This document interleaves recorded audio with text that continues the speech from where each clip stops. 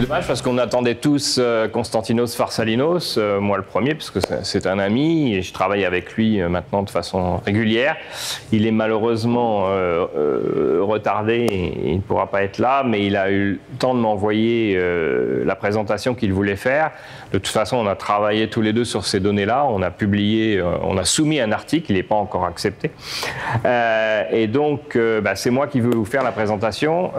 Donc le désavantage, c'est que vous n'avez pas Farsalinos. L'avantage, c'est que vous aurez la présentation en français et non pas en anglais avec un accent grec. Donc je pense que ça ne va pas gêner trop de monde. Et en plus, il parle très très vite. Et même moi, j'ai du mal quelquefois à le suivre. Donc voilà. Les données de l'Eurobaromètre, elles ont été publiées par la Commission européenne en début d'année, si je me souviens bien, février ou avril, je crois. Ils avaient fait une conférence de presse, etc., qui était vraiment en mi-teinte vis-à-vis du vaporisateur. Et Farsalinos a eu la possibilité, il a demandé tout simplement à la Commission européenne d'avoir accès à la base de données de cet Eurobaromètre, donc qui est un baromètre, on va le voir, qui est quelque chose, c'est une enquête en population en fait sur tout un tas de sujets. Et les questions changent régulièrement en fonction de l'actualité et autres. Et donc, en l'occurrence, depuis 1997, il y a des questions sur le tabagisme, mais beaucoup plus récemment, il y a eu des choses sur la vape. Et le problème que les questions changent régulièrement, que ce n'est pas toujours les mêmes pays, des fois, là c'est sur l'ensemble de l'Europe, mais quelquefois c'est sélectionné sur certains pays, fait que c'est difficile de faire des comparaisons. Mais en tout cas, là, il y a une possibilité de comparaison entre 2012 et 2014, et l'enquête de 2014 donc, a porté sur plus de 27 000 résidents en Europe. Cette première diapo montre que le tabagisme recule régulièrement depuis le début des années 2000, mais il recule quand même à une vitesse relativement modérée. Avec peut-être une petite accélération. On voit qu'entre 2002 et 2008, c'est descendu, c'est remonté, et puis plus récemment, petite accélération, on pourrait dire, peut-être. Comparant les données de 2012 et de 2014, 2012 c'est le cercle intérieur et 2014 c'est le cercle extérieur, on voit qu'il y a un petit peu moins de fumeurs en Europe, 2% de moins, on passait de 28 à 26% de fumeurs. Certains pays font beaucoup mieux, comme l'Angleterre qui est en dessous des 20%, ou la Suède, grâce au SNUS qui est en dessous de 12%. En France, par contre, vous le savez très bien, c'est pas terrible. Et l'Europe dit 32%, le dernier baromètre santé de la même année disait 34%. Bon, de toute façon, on est au-delà des 30%, et il n'y a vraiment pas de quoi être fier. Farsalinos a analysé donc, ces données et a montré, a fait, en fonction des réponses des gens, quels étaient les modes qu'ils utilisaient pour arrêter de fumer. Alors on sait bien évidemment que dans le monde entier, le mode le plus utilisé par le fumeur, c'est sans rien. Hein, c'est j'arrête. Et surtout pas de nicotine, c'est dangereux. Hein, on leur a répété ça toute leur vie, donc ils ne peuvent pas comprendre qu'ils en ont besoin, ils ne veulent pas l'admettre.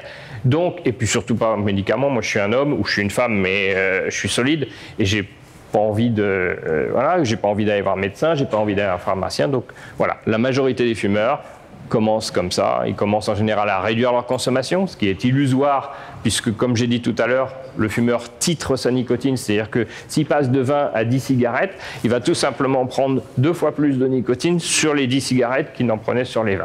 Voilà. Mais il a exactement, il a la dose dont il a besoin, mais pour l'obtenir, il est obligé de tirer 2 fois plus fort sur ses cigarettes, et donc il s'intoxique 2 fois plus, puisqu'il prend plus de toxiques associés. Donc c'est une illusion et c'est inefficace. Ce qui est remarquable, c'est que quand même en Europe, en 2014, 10% des gens, autant quasiment que ceux qui prenaient des substituts nicotiniques, ont utilisé le vaporisateur personnel pour essayer d'arrêter de fumer.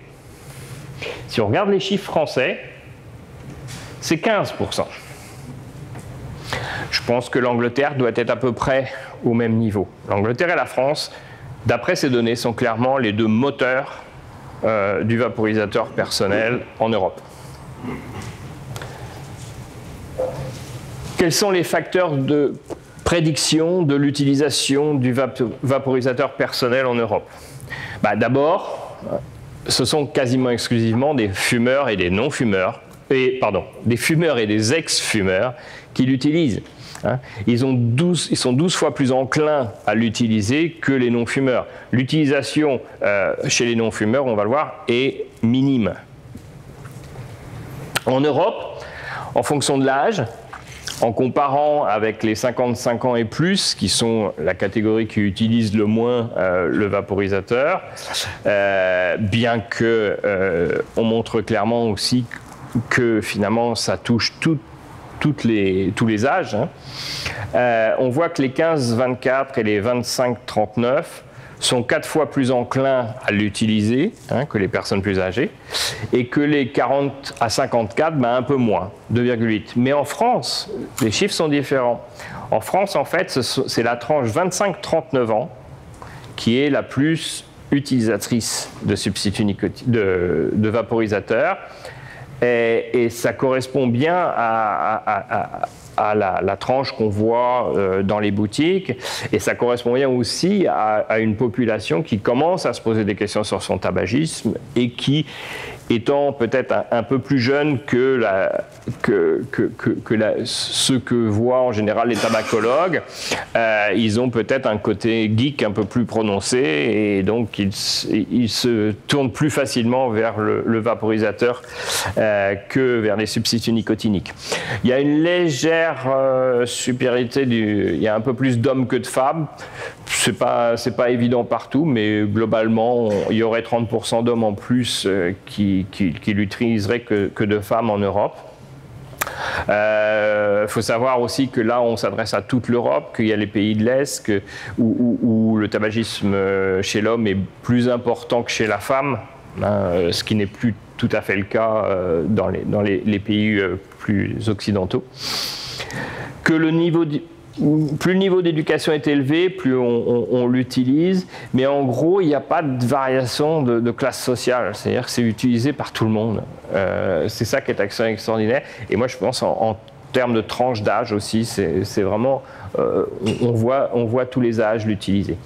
Et chose importante, parce que là, c'est quelque chose qui est remis en cause par le projet de loi de santé en France, qui souhaite interdire la publicité pour la cigarette électronique. Le fait d'avoir vu la publicité a encouragé les gens à utiliser le vaporisateur. Donc supprimer la publicité, c'est supprimer un vecteur qui encourage les gens à quitter le tabac pour la cigarette électronique.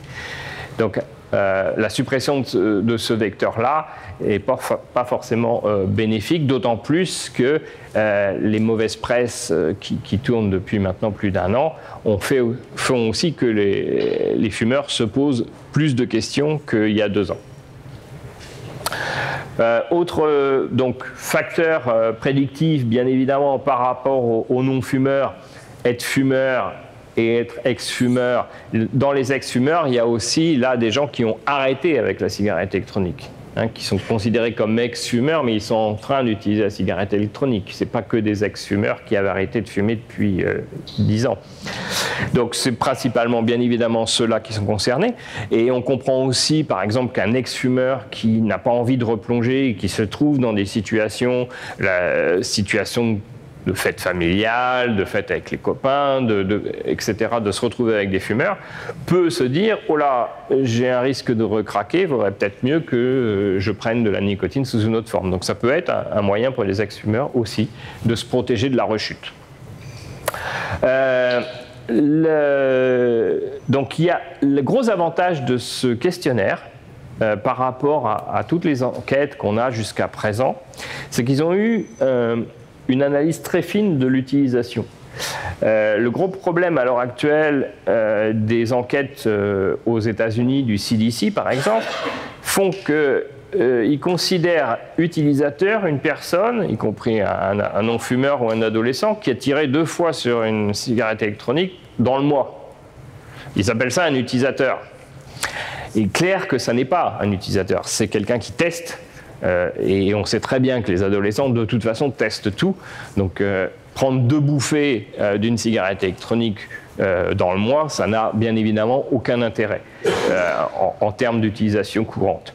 Et donc, l'avantage de cette enquête européenne, c'est qu'ils ont fait vraiment une distinction entre l'utilisation quotidienne, l'utilisation plusieurs fois par semaine, l'utilisation plusieurs fois par mois, moins d'une fois par mois, et ceux qui ont seulement essayé.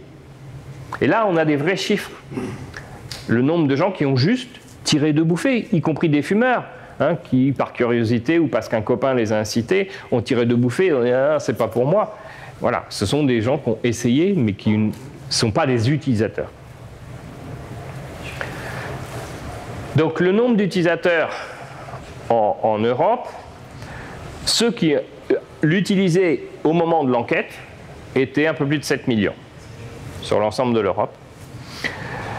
Il y avait 11 millions qui l'ont utilisé dans le passé, donc qui ont arrêté de fumer ou qui n'ont pas arrêté de fumer, mais qui l'ont utilisé pendant un certain temps. Et puis, il y a quand même 30 millions qui ont juste fait que l'essayer. Hein, ils ont juste tiré dessus et puis c'est tout. Alors, on dit qu'il y a énormément de fumeurs qui ont testé la cigarette électronique, mais si c'est juste tirer 2 bouffées dessus, c'est pas ça un test. Hein. Mais c'est intéressant quand même. En France, pour les mêmes proportions, on a donc 2 millions d'utilisateurs courants. Donc ça, c'était c'était fin 2014, je crois, l'enquête. 2,5 millions d'anciens utilisateurs. Hein, donc dans ce lot-là, il y a des gens qui ont arrêté de fumer. Et puis 6 millions de personnes qui ont au moins essayé. Donc ça représente quand même une grosse quantité de fumeurs principalement, hein, qui ont au moins testé le produit. En fonction du statut tabagique maintenant, si on regarde qui les utilise de façon courante, on voit que la majorité, ce sont les fumeurs. Hein. Il y a 4,5 millions de fumeurs qui utilisaient la cigarette électronique au moment de l'enquête. 2 millions d'ex-fumeurs. Donc l'ensemble des deux, ça fait pas loin de 7 millions de fumeurs et d'ex-fumeurs. Et on voit qu'il y a très très peu de non-fumeurs qui l'utilisent. En France, au niveau de la même chose, on voit à peu près une répartition à peu près pareille, hein, avec un peu plus d'1 million d'utilisateurs courants, un peu moins d'1 million d'utilisateurs passés et encore moins de non-fumeurs. Et là où c'est intéressant aussi, c'est que l'enquête a aussi, pour la première fois, fait la distinction entre ceux qui utilisent un liquide avec ou sans nicotine. Et là, c'est intéressant. Parce que justement, ça montre clairement que les non-fumeurs utilisent très peu de liquide avec nicotine. Donc il peut y avoir une utilisation, et moi j'en ai rencontré en boutique, puisque je traîne un peu en boutique par moment et je discute avec les utilisateurs. Ça m'est arrivé une fois de rencontrer une femme qui venait acheter une cigarette électronique avec un liquide en zéro. Elle était non fumeuse, mais c'était tout simplement parce que elle était dans les soirées avec beaucoup de fumeurs et elle était tentée. À un moment donné, elle était tentée par le fait de prendre une cigarette, et plutôt que de prendre une cigarette, elle a préféré avoir quelque chose qui lui permette de passer à côté de cette envie de cigarette, même si elle était non fumeuse. Et donc voilà, et c'était un liquide sans nicotine. On voit clairement que les fumeurs actuels, on voit que la grande majorité Je ne parle pas de ceux qui ont juste fait un essai, on a vu qu'ils sont très nombreux, hein, ils ont juste tiré dessus, etc. Mais pour ceux qui l'utilisent, on voit que la grande majorité l'utilisent quotidiennement et on sait que c'est un facteur très important pour l'arrêt du tabac. Il faut absolument l'utiliser au quotidien et éliminer le plus rapidement les cigarettes qui sont consommées à côté. Donc c'est très important de voir ça. Chez les ex-fumeurs, on a à peu près la même chose. On voit qu'il y a beaucoup moins d'essais par rapport... donc les ex-fumeurs sont des gens qui connaissent bien, qui se connaissent bien, qui savent que s'ils le font, c'est pour éviter de replonger. Donc quand ils le font vraiment. Et donc il y a beaucoup moins de gens qui font juste un essai. Par contre, on voit très bien que chez les non-fumeurs, la quasi-totalité ont juste essayé. Et ça ne s'appelle pas consommer. C'est simplement tirer une ou deux bouffées dessus et ça s'est arrêté là. Et c'est encore pire en France, enfin encore mieux je vais dire, en France. C'est-à-dire qu'en France, si on regarde les non-fumeurs, il y a 0 utilisation de nicotine, y compris mensuelle, y compris hebdomadaire. Ceux qui ont utilisé la nicotine dans leur liquide, ce sont juste des gens qui ont essayé, donc probablement en fait tout simplement des non-fumeurs qui ont un copain qui est passé à la vape et ils ont tiré 2 bouffées dessus. Voilà. Mais il n'y a pas d'utilisateurs courants, tout simplement. 0, 0, 0. Et c'est une enquête en France sur plus de 3000 personnes, hein, donc c'est représentatif. Donc on voit très clairement que la nicotine, elle est principalement utilisée par les fumeurs et les ex-fumeurs, et non pas par les non-fumeurs. Donc c'est pour ça que c'est dangereux de voir la façon dont sont interprétées les données américaines, par exemple, où l'on estime que un adolescent qui a tiré 2 fois sur une cigarette électronique au cours du mois est considéré comme consommateur, alors qu'il a juste essayé, et en plus probablement avec un liquide sans nicotine. Donc, et comme ces enquêtes-là ne mesurent pas ce facteur, c'est très important, c'est malheureusement très important. Donc d'après la communication de l'Eurobaromètre, je ne vais pas rentrer dans les détails, mais en gros la première ligne, il disait qu'il y a 14% des utilisateurs qui ont réussi à arrêter de fumer. Oui, sauf que pour dire ces 14%, ils ont pris tout le monde, y compris ceux qui ont fait que essayer, y compris les ados non-fumeurs qui ont tiré 2 bouffées sur une cigarette électronique. Donc ce n'est pas 14%, c'est bien plus que ça. Si on se base sur ceux qui l'utilisent actuellement, il y a 35% des utilisateurs qui ont arrêté de fumer.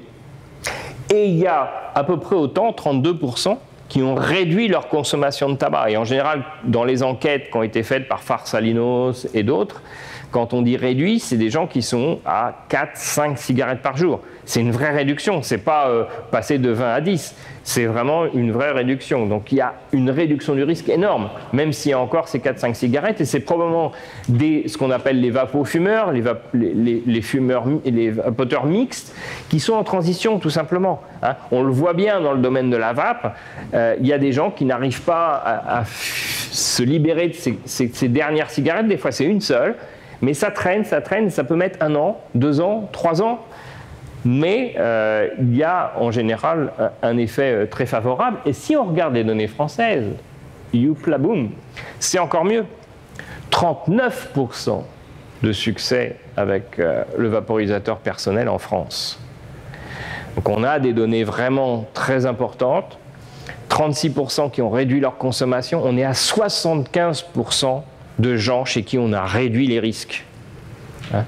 Et ce n'est pas sur quelques centaines de milliers, c'est des millions.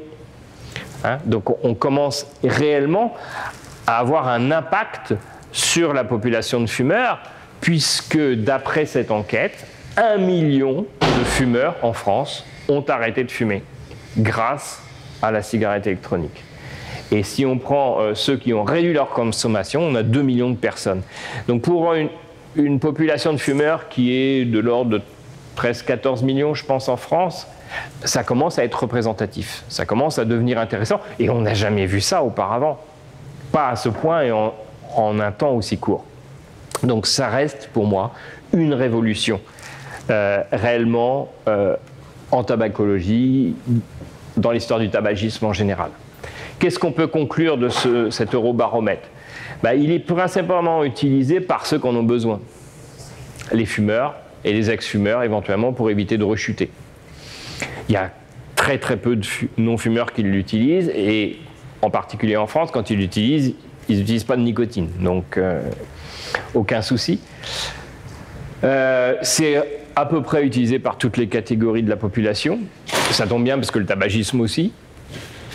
La publicité, par contre, donc, est une bonne perception des risques, qui est quelque chose que le rapport anglais sur lequel il a insisté en disant que justement depuis 2 ans, la perception du risque avait changé et que les fumeurs croient plus que la cigarette électronique est au moins aussi dangereuse que le tabac. Donc ça, c'est un point mauvais. Et donc, parce que en fait, quand on voit de la publicité et quand on a une bonne perception du risque relatif entre la cigarette et le vaporisateur personnel, il est clair que ça favorise le transfert vers le vaporisateur. En Europe, il y a moins de 10% d'utilisateurs actuels qui sont des non-fumeurs, et quand on voit l'utilisation, elle est vraiment très très faible en quotidien ou ne serait-ce qu'en hebdomadaire. Et en France, on est à 5%. Et tous ceux en France qui ont essayé le vaporisateur personnel, tous les non-fumeurs qui l'ont essayé, c'est clairement montré, l'ont essayé avec de la nicotine, sont uniquement des gens qui ont fait un essai. Jamais personne, aucun non-fumeur n'a utilisé de liquide nicotiné, ne serait-ce que mensuellement. Pour terminer, donc c'est bien la population cible qui est atteinte, c'est le but. Il y a une très faible utilisation par les non-fumeurs. L'utilisation de nicotine, encore une fois, principalement là aussi chez fumeurs, non-fumeurs. Et les chiffres d'arrêt du tabac, pour moi, sont réellement impressionnants. On n'a jamais vu ça. On n'a jamais vu un effet, même n'importe quel nouveau médicament à l'époque, que ce soit les substituts nicotiniques, le bupropion, le Champix qui ont été introduits, on n'a jamais vu un engouement pareil. Et on n'a jamais vu non plus quelque chose qui a énormément profité à la vape, c'est cette propension à communiquer, à se retrouver sur des forums, maintenant sur Facebook, sur Twitter, et surtout l'entraide. L'entraide qui fait que y a des vapoteurs un peu avancés qui viennent aider les débutants. On n'a jamais vu ça avec les fumeurs qui arrêtaient auparavant. Point important, donc l'effet passerelle, la renormalisation du tabagisme, dont on nous bat les oreilles à propos du vaporisateur personnel, n'existe tout simplement pas.